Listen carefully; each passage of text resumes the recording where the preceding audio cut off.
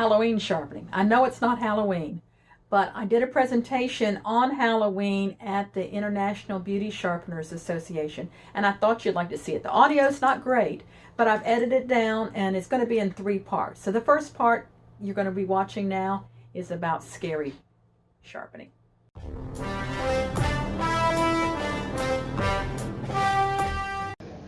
I'm calling this Halloween sharpening because curves and texturizers are scary to me.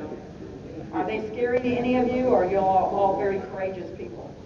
Yeah, they're a little scary. They're a little scary. Hairstylists are scared to give them to you. Have you ever had them hand you a pair of texturizers or thinners, and they say, "Can you sharpen these?" Yes. Do you do this? And they just seemed amazed that we can. Yeah.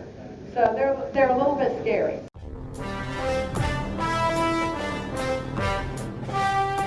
Sharpening does require courage. I'm sure a lot of you are a lot braver than I am, but especially in the early days when I started sharpening, I was very fearful. Not because I didn't have very good training. I didn't have a lot of practice, and I was just doing it by hand, no machine. And then when I got a machine, I was freehanding. Yes, I did freehand for years and years. Hence the arthritis. You see that? Which is why I don't freehand today. And I would have to, like every morning, I would read the chapter in Matthew 14 about Peter walking on the water, because that's what I felt like every day I was going out sharpening to begin with. And I even had when I first got my machine and I was freehanding, there's a verse in the Bible in Acts about the Lord is always before me. He's my right hand and I shall not be shaken.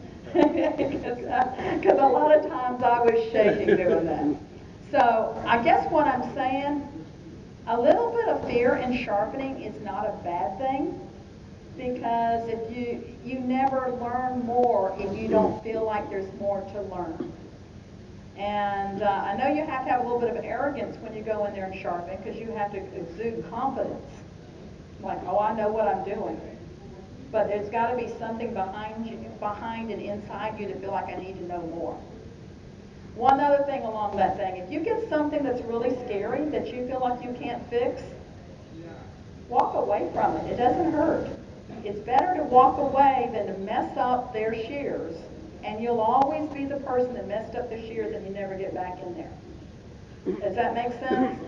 Now, if you've got some shears that you're uncomfortable with and you want to send them to me, I charge, I think it's $12.50 or something plus shipping, and I'll sharpen them. I'll videotape what I'm doing.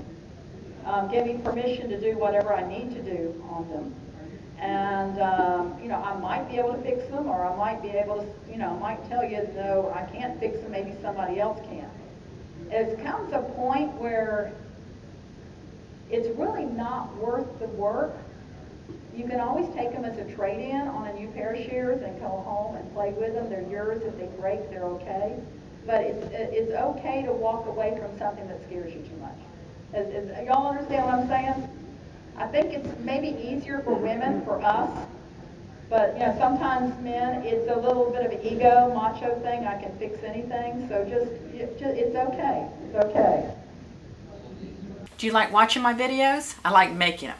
Please comment, subscribe, like, and hit the little bell for notifications when we have new videos come out.